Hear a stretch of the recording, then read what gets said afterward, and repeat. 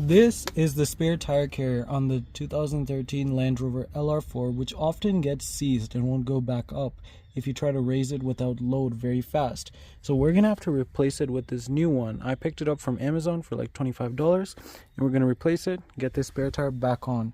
So what we need is we need a 10mm socket and maybe some penetrating fluid, and that should be it. You take out these 4 10mm nuts and the 2 bolts right back there. Let's get started.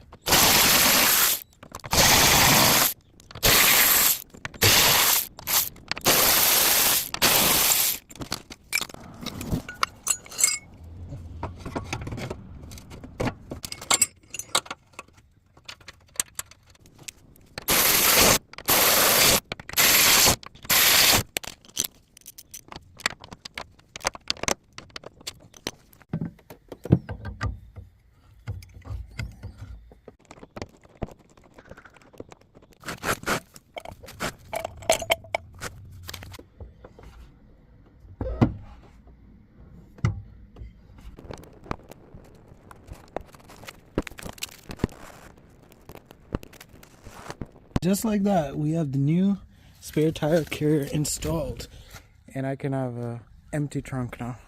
Thanks for watching.